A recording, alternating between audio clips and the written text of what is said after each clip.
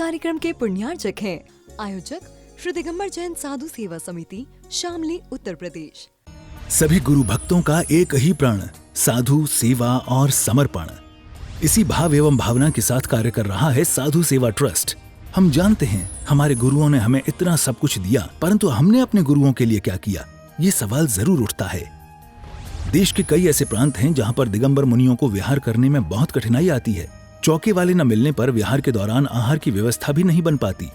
कई गांव व शहर आज भी ऐसे हैं जहां साधु संतों के चातुर्मास नहीं हुए हैं। इन सब को देखते हुए श्री साधु सेवा ट्रस्ट का उदय हुआ, जिससे दिगंबर मुनियों के आहार, विहार, प्रवास आदि की व्यवस्था को सुचारू रूप से बनाया जा सके, जिसके माध्यम से हमारा समाज, धर्म, संस्कृति सब सुरक्षित रह सकते हैं। क्यों न हम भी अपनी चंचला लक्ष्मी का सदुपयोग करें एवं अपने सच्चे गुरुओं की रक्षार्थ हेतु आगे आएं।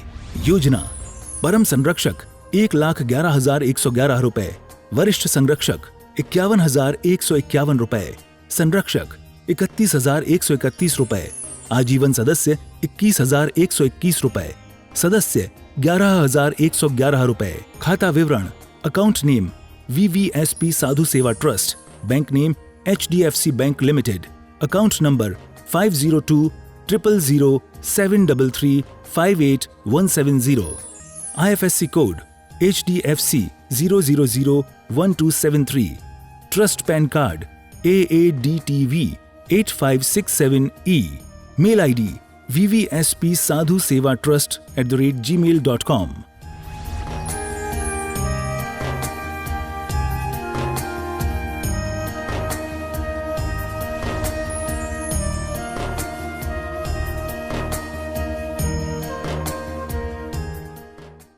सभी धर्म प्रेमी एवं महानुभाव, कभी कभी हमारे मन में यह विचार आता है कि क्या हम सम्यक दृष्टि हैं या नहीं है। हमने पढ़ा है, मगर जब हम पहचान करना चाहते हैं तो पहचान कैसे करें। हम ये नहीं जानते सही मायने में धर्मात्मा सही है कौन, सम्यक दृष्टि की पहचान क्या है। हम अपने आप के ही आंकड़े या अपने आप को दृष्टि में देखना चाहें, स्वयं को ही आंकना चाहें, तो हम कैसे नापें, समझ में नहीं आता। इसके लिए आचार्य कुंदकुंद स्वामी जी ने रैणसार ग्रंथ की रचना करी। कुंदकुंद स्वामी जी का ये उपकार है हमारे ऊपर, क्योंकि उन्होंने जितने भी ग्रंथ लिखे हैं, 84 पाहुड़ की जो रचना करी, चाहे वो मूलाचार हो, प्रवचन सार, नियम सार, दप पाहुड़, भप पाहुड़, लिंग पाहुड़, कषाय पाहुड़, सब ग्रंथ साधुओं के लिए रचे हैं। उन्होंने कोई ग्रंथ ऐसे नहीं रचे जो गृहस्थों के लिए हो। तब नगर के श्रेष्ठी लोग उनके पास गए और निवेदन किया कि आपने सब क्रियाएं जितनी भी की हैं, या तो स्वयं के लिए की, शिष्यों के लिए की, या फिर आपने साधुओं के लिए की। 750 पीछी का संग, गुफा में रह के साधना करना, तप, त्याग, उपवास, व्रत, सब ये सब आपने अपने लिए किया है। कुछ कृपा गृहस्थों पे भी हो जाए, ऐसा कुछ कर दीजिए, हमारा कल्याण हो जाएगा। तब जाकर के श्रेष्ठी वर्गों के और जो बुजुर्ग शिष्ट, इष्ट और प्रमुख लोग थे, उनके कहने से उनका निवेदन स्वीकार कर लिया, और तब जाकर के आचार्य कुंदकुंद स्वामी जी ने ये रैणसार नाम का ग्रंथ रचा। आचार्य कुंदकुंद स्वामी जी के प्राय करके ग्रंथ निश्चय के हैं, लेकिन उनका ये एक ग्रंथ ऐसा अलौकिक ग्रंथ है, बड़े सरल भाषा में उन्होंने बहुत सरलता, सहजता से सब बातों को उन्होंने बता दिया। सम्यक दर्शन, मिथ्या दर्शन, कर्तव्य क्या है, पूजा, दान कहाँ देना है, कहाँ नहीं देना है, कितना देना है, कितना नहीं देना है, क्या करना है, क्या नहीं करना है, वो सरल तरीके से बताया। यूँ तो श्रावकाचार 39, लगभग 32-39 श्रावकाचार हैं। सभी आचार्यों ने, चाहे आचार्य विद्यानंद जी हों, पूजपा स्वामी हों, उमा स्वामी हों, समन्वत स्वामी हों, वसुनंदी शावकाचार, सभी ने अपने अपने शावकाचार लिखे। लेकिन आचार्य कुंदकुंद स्वामी जी का ये रहन सहन, उन्होंने कुछ श्रावकों का आचार और कुछ साधुओं का आचार दोनों को मिला करके रहन सहन लिख दिया। बहुत सरल तरीके से उन्होंने बताया है। हमारी इस जिज्ञासा का समाधान भी उन्होंने आज से लगभग 2,500 वर्ष पहले ही कर दिया कि सम्यक दृष्टि की पहचान अगर हम अपने आप को आंकन करें तो अपना आप का मूल्यांकन कैसे करें, अपने आप को कैसे पहचानें। तो 2 गाथाओं के माध्यम से उन्होंने बहुत सरल तरीके से लिखा है। न विजानाई कज्जम कज्जम सेयम सेयम पुण्य पावम ही तच्चम तच्चम धम्म मदम्मम सोसम उम्मुको लो ये जन जो योग अयोग्य नित्य अनित्य है न विजानाओ जोगम जोगम नित्यम नित्यम हे मुवादेयम सत्यम सत्यम भव्वम भव्वम सोसम उम्मुको। यहाँ आचार्य कुंदकुंद स्वामी जी ने 2 गाथाएं दी हैं, वो सरलता से लिख रहे हैं। जो जीव कर्तव्य अकर्तव्य माने जो करने योग्य कार्य हैं, कार्य और अकार्य, कल्याण अकल्याण, पाप पुण्य, तत्व अतत्व, धर्म अधर्म, इन सबको नहीं जानता, वह निश्चय से सम्यक से रहित है। इसके साथ साथ दूसरी गाथा में लिख दिया कि जो योग्य अयोग्य, नित्य अनित्य, हे उपादेय, सत्य असत्य, भव्य अभव्य, इन सबको नहीं जानता, वह सम्यक से रहित है। बहुत सरल भाषा में जवाब दे दिए, सरल भाषा में समाधान कर दिया कि जो जीव कर्तव्य कर्तव्य माने हमारे मतलब के कार्य क्या हैं, अकार्य क्या हैं। पहले के लोग कोई काम करते थे तो पूरे सोचते थे, विचार करते थे, कई बार सलाह विचार विमर्श करते थे, तब जा कर के कोई एक काम करते थे, क्योंकि वो जानते थे कि अगर हम काम करेंगे तो हमारी जो आने वाली पीढ़ी है, हमारे जो बच्चे हैं, वो भी यही काम करेंगे। इसलिए हमारे योग्य कार्य कौन से हैं। कभी कभार ऐसा हो जाता है कि हम देखा देखी में जिस चीज़ का ट्रेंड चल रहा हो या प्रचलन में हो या जो हवा चल रही हो, ऐसा उस हवा के अनुसार हम चलने लगते हैं। लेकिन उस हवा के अनुसार चलने के बाद हवा कभी ठहर भी जाती है और उसका भुगतान हमें करना पड़ जाता है। जैसे कई लोग ऐसा व्यापार कर लेते हैं, ठीक है ट्रेंड में है, कर लिया, अब वो पछता रहे हैं कि भैया अब करें क्या, ये तो व्यापार बंद हो गया, 20 साल 25 साल चला, अब क्या करें, हमने तो कर लिया, बच्चों का भविष्य कैसे बनाए। जैसे एक समय फोटोग्राफरी का बहुत बढ़िया काम चला था, जो भी देखो कैमरा उसके गले में लटका रहता था। अब कैमरे का काम कर लिया, लेकिन उसके बाद मोबाइल आया तो उन्हें पीट दिया। अब वो रोए बेचारे, पछताएं कि अब करें क्या। तो ऐसे काम भी करने से हमें भुगतान करना पड़ सकता है। इसलिए सम्यक दृष्टि विवेकवान होता है। श्रावक का मतलब ही पहले बता दिया, क्रियावान, विवेकवान, श्रद्धावान, तीनों पीछे से लगाओ तो आगे से लगाओ तो श्रद्धावान, विवेकवान, क्रियावान, क्रियावान, विवेकवान, श्रद्धावान, सब में विवेक लगाना है। इसलिए विवेक को मध्य में रखा। हम कर क्या रहे हैं, सही कर रहे हैं, गलत कर रहे हैं। पहले के लोगों की क्रियाएं कम क्यों थी, वो जानते थे कि अगर हमने क्रिया ज़्यादा करी तो पाप लगेगा। इसलिए यहाँ लिख रहे हैं कि जो जीव कर्तव्य अकर्तव्य, हमारा जो कर्तव्य है उसका पालन करें, जो नहीं है उसको छोड़ दिया करते थे। कोई व्यक्ति कह रहा है कि भैया हम आपसे एक बात कहना चाहते हैं, तो पहले के बुजुर्ग कह दिया करते थे, वो पूछ रहे कह दे क्या, नहीं अभी मत को, बाद में कहना। वो जानते हैं क्या कहेगा, इसलिए वो जानते थे विवेकी व्यक्ति की श्रद्धावान विवेकवान होगा, सम्यक दृष्टि है तो विवेक होगा, विवेक होगा तो उसमें कर्तव्य कर्तव्य की पहचान होगी, उसमें कल्याण अकल्याण, किसका कल्याण करना है किससे नहीं करना। आज मान लो ज्ञान है हमारे पास तो हर व्यक्ति बहस करना चाहता है, मैं उसको पराजित कर दूं। क्यों भैया, ऐसे व्यक्ति से बहस करोगे, उसकी बहुमूलता ज़्यादा है, जनसमूह ज़्यादा है, आप मुट्ठी भर हो, उससे बहस करोगे वो तुम्हें पीट देगा, डांट देगा, लड़ाई होगी, झगड़ा हो जाएगा। इसलिए कल्याण किसका करना है, कल्याण किसका करना है, पुण्य किस चीज़ में लगेगा, पाप किस चीज़ में लगेगा, बहुत सोच समझ के दान दिया करते थे, बहुत सोच समझ के क्रियाएं करते थे। क्रिया करने से पहले भी 1000 बार सोच लेते थे कि इस क्रिया से पाप लगेगा या पुण्य लगेगा, लाभ होगा या हानि होगी। ये विवेकी व्यक्ति के काम है। ऐसा नहीं मुंह उठाए और चल दिए, उससे तो नुकसान हो सकता है। इसलिए पुण्य पाप उसमें भी विवेक हो, हम कौन सी क्रिया कर रहे हैं। ऐसा नहीं है पहले एसी कूलर पंखे नहीं बन सकते थे, पहले भी होते थे, लेकिन लोग भैया नीम के पेड़ की छाया में बैठ गए, बस ज़्यादा हो तो इर्द गिर्द पानी छिड़क दिया, चलो भैया बच गए, और कुछ नहीं है गमछा है उसको हिलाते गए, बस हो गया काम। वो जानते थे पुण्य की क्रियाएं कितनी करनी है, पाप की क्रिया कौन सी नहीं करनी है, कौन सी नहीं करनी है, दान भी देना है, कितना देना है, कितना नहीं। क्यों? क्योंकि उनको पता था शक्ति से ज़्यादा करेंगे तब भी पाप लगेगा, शक्ति से कम करा तब भी पाप लगेगा। इसलिए यहाँ पुण्य पाप तत्व अतत्व, तत्व क्या है अतत्व क्या है, इन सब चीज़ों में उसका विवेक होता था, वो सब जानता था। धर्म क्या है अधर्म क्या है, आज होड़ है, जहाँ चमत्कार वहीं नमस्कार करने चले गए। रेवती रानी के सामने कौन सी विद्या के माध्यम से कौन सी क्रिया ऐसी नहीं थी जो नहीं कराई हो।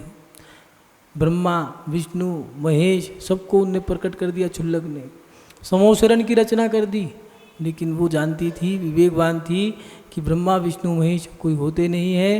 महावीर भगवान मोक्ष 25 तीर्थंकर कभी होते नहीं, 23 होंगे नहीं। सम्यक दृष्टि को कोई भी लूट नहीं सकता, उसके अंदर विवेक रहता है, वो जानता है सही क्या है गलत क्या है, धर्म क्या है अधर्म क्या है। कोई व्यक्ति कह रहा है कि वो लड़की महाराज जी कन्या भाग गई किसी के साथ, वो सही मायने में धर्मात्मा नहीं होगी।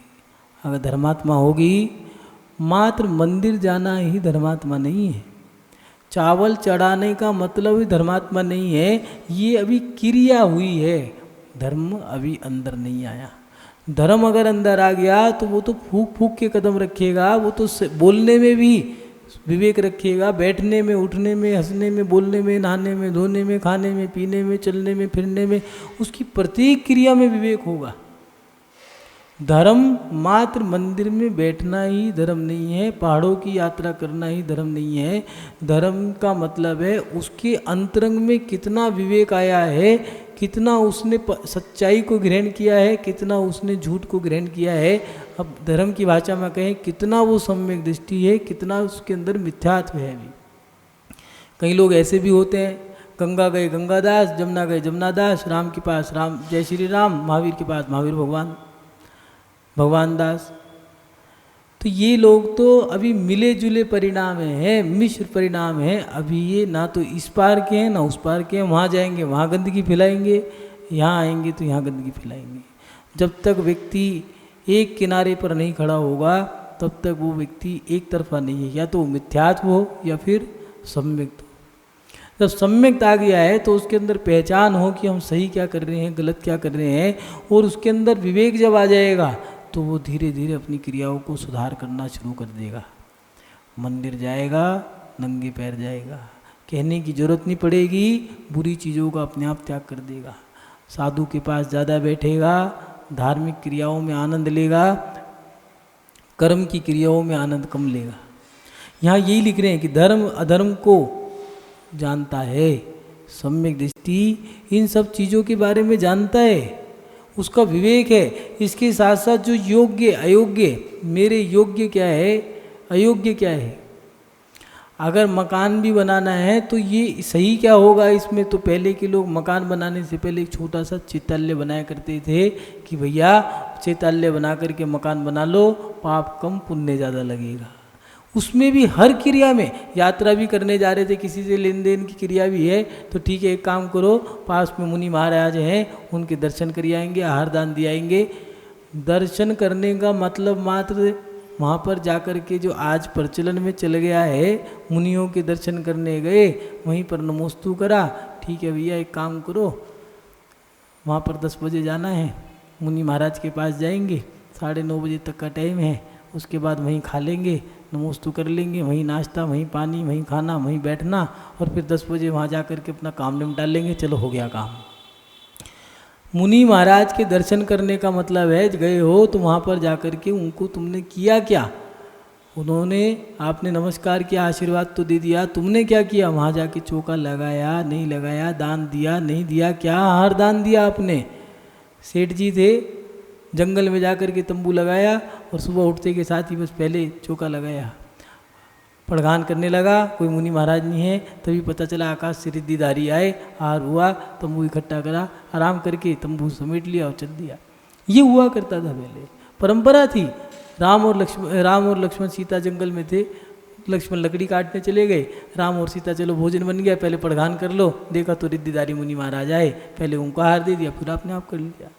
ये वो जानता है कि योग्य क्या है, योग्य क्या है। पहली क्रिया, हर क्रिया में ऐसा नहीं है कि क्रिया हो, अगर बाहर भी जा रहा है तो चलो पहले मुनि महाराज के दर्शन कर लेते हैं, फिर धोख लगा करके फिर वहाँ जाऊँगा, और अगर मुनि महाराज के दर्शन करने हैं तो पहले भैया उनको एक गिलास आहार दे दूँ तो मेरा कल्याण हो जाएगा, और वो काम भी हो जाएगा, तो उसमें पाप कम पुण्य ज़्यादा हो जाएगा। इसके साथ साथ नित्य अनित्य क्या है, कोई मर जाता था तो दुख कम मनाते थे। क्यों?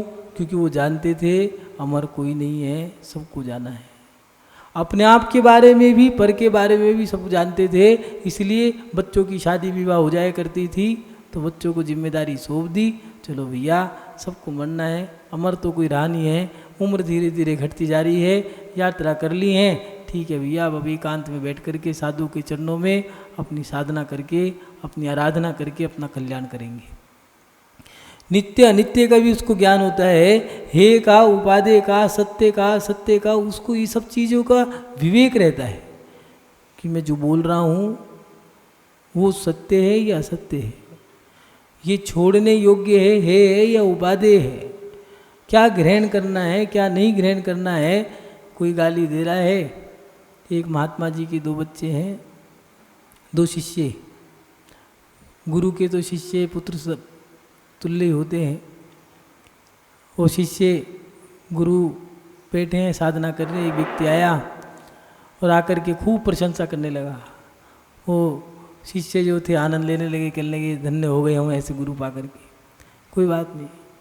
अगले दिन एक व्यक्ति आया, जा रहा था, गुस्सा आ रहा था उसको, साधु के दर्शन, महात्मा के दर्शन हो गए, बैठा, खूब गालियाँ दी, और गाली दे करके वहीं बैठा रहा। शिष्यों ने उसे मारने के लिए कुछ लकड़ियाँ उठा ली, मारेंगे इसे। गुरु ने कहा ठहरो, क्या बात है? कहने लगे आपको इतने अपशब्द बोल रहा है, आप फिर भी मुस्कुरा रहे हो।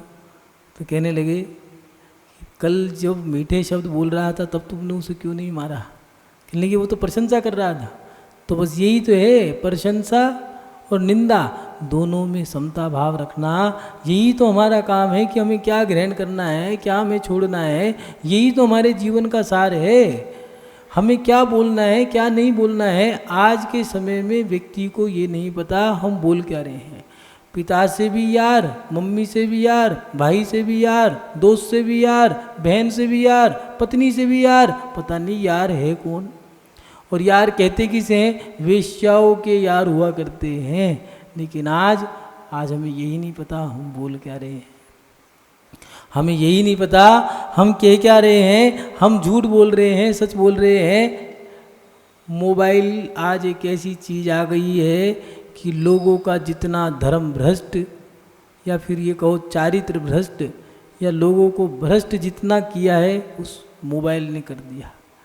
हमारे पास बैठे हैं, कहाँ पर हो? कुछ नहीं, बाजार में।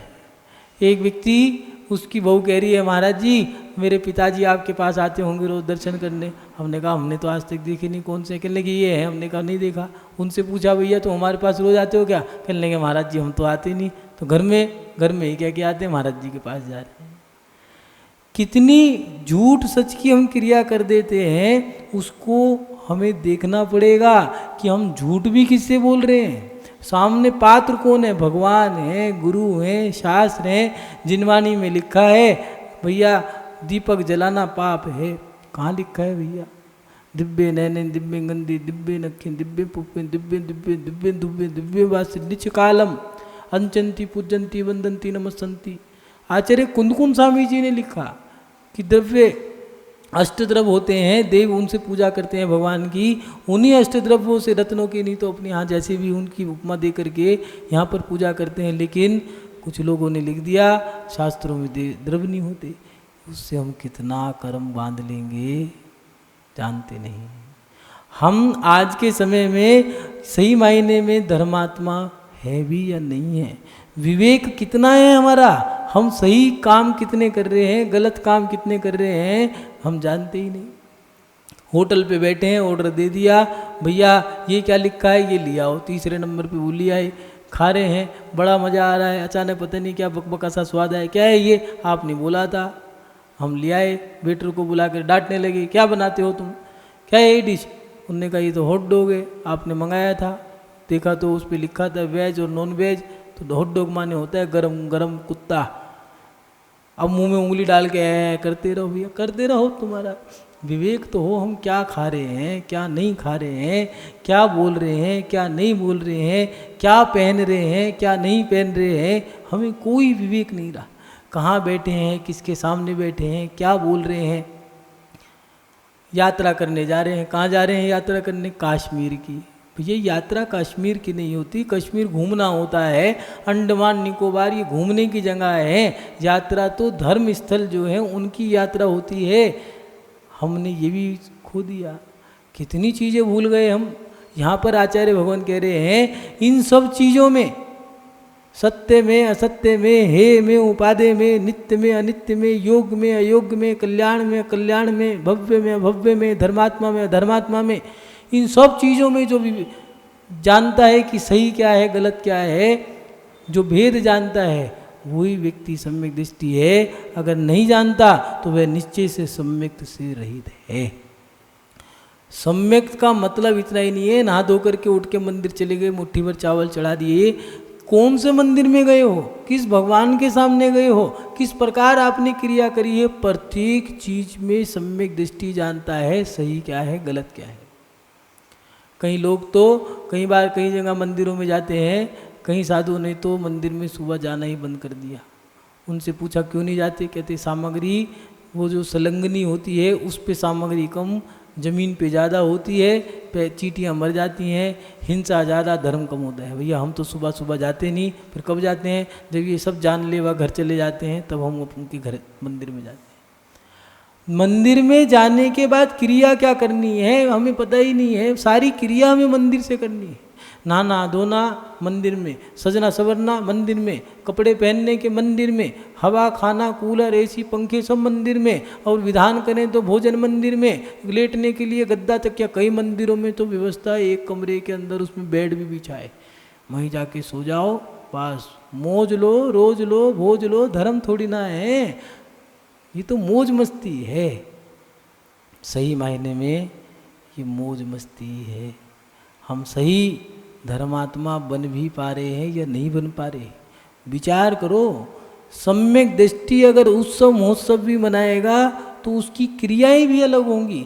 सीता ने बच्चों का जन्म उत्सव मनाया, मदनांकुश लवनांकुश का, या वनवास से लौट करके वापिस आए तब भी उत्सव मनाया। तो घर घर में बोल दिया कि अनुष्ठान होंगे, लोग सजा लें, मंदिर में विधान होंगे, पूरा घर नगर सज गया है, चौक पुर गए हैं। क्यों? क्योंकि विधान होंगे।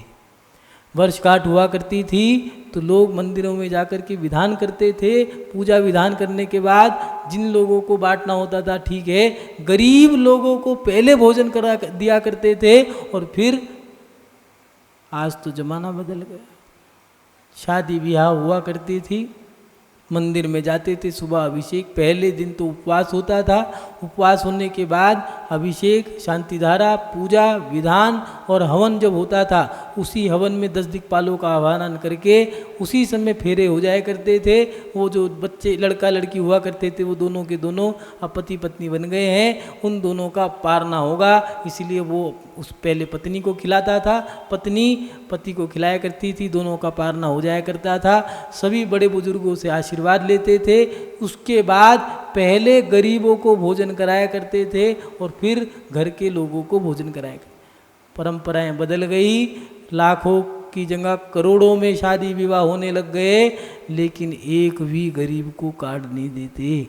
किसी भिखारी को, किसी विद्वान को कि ऐसे पहले तो ये होता था 11 विद्वान 21 त्यागीवर्ती प्रतिमाधारी या 31 प्रतिमाधारी ऐसे हुआ करता था। ब्रह्मचारी ब्रह्मचारिणियों को बुला करके हम पहले 51 उन ब्रह्मचारी ब्रह्मचारिणियों को बुलाएंगे, त्यागीवर्तियों को, उनके बाद भोजन कराएंगे, उनको भोजन कराएंगे, उसके बाद हम अपना उत्सव मनाएंगे।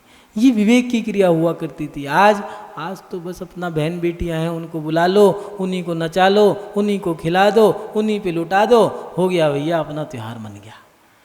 ये त्यौहार नहीं है, ये भोग विलासता है, ये विवेक नहीं, ये अविवेक की क्रिया है, ये धर्मात्मा की नहीं, ये अधर्मात्मा की क्रिया है। धर्मात्मा तो सभी चीज़ों में विवेक रखता है। जन्म दिवस भी मनाना है तो चलो भैया पहले शांति विधान करेंगे, भगवान का अभिषेक पूजा विधान करने के बाद सब लोग फिर गरीबों को भोजन करा के आपस में बैठ करके मन गया जन्म दिवस। लेकिन अब क्रियाएं हमने पलट दी। सही मायने में धर्मात्मा इन्हीं को कहा करते थे, लेकिन आज हम सही मायने में धर्मात्मा है या नहीं है? हम कौन से व्रत कर रहे हैं, कौन से उपवास कर रहे हैं, किसमें हमारा विवेक है, विवेक कितना है, हम सब भूल गए। रामचंद्र जी जब वनवास से लौट करके आए तो उन्होंने कौशल्या के पैर नहीं छुए, सुमित्रा के नहीं छुए, गुरु के नहीं छुए, मंत्री जो काका पिता के तुल्य थे उनके नहीं छुए, सबसे पहले चरण छुए थे कैकेयी के छुए। उसने कहा बेटा मुझ जैसी पापनी के चरण छूता है जिसने तुझे जंगल में वनवास में भेजा। राम कहने लगे माँ लोगों ने तो मुझे बहुत कुछ दिया है, लेकिन तू एक ऐसी माँ है, औरों ने तो मुझे जन्म दिया, पढ़ाई लिखाई कराई, उन्होंने कुछ सिखा दिया, लेकिन तू ही ऐसी है जो मुझे राम से रामचंद्र भगवान रामचंद्र बना दिया। अगर तू वनवास ना भेजती तो मैं राम से राम भगवान ना बनता। महानुभाव, धर्मात्मा व्यक्ति कल्याण अकल्याण को जानता है, सही को गलत को जानता है। जब महिपाल और श्रीपाल मैना सुंदरी के जो पिता थे, श्रीपाल जब मंडलेश्वर महामंडलेश्वर बन गए तो उन्होंने युद्ध किया। युद्ध करने के बाद युद्ध करना था तो मैना सुंदरी ने कहा उनसे कहो कि आप सर झुका करके घोड़े पर बैठ करके हमारे पास आए। उन्होंने कहा ये गलत बात है, उनके साथ ऐसा नहीं करना चाहिए, हमारे बड़े बुजुर्ग हैं।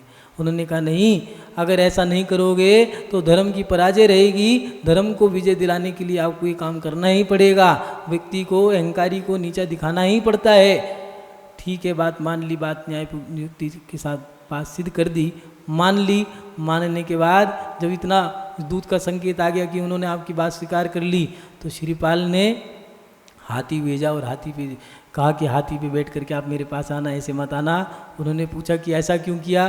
कहने लगे अगर आप मैना सुंदरी से ऐसा ना करते, ऐसा ना करवाते तो आज मैं कोड़ी से कामदेव न बनता।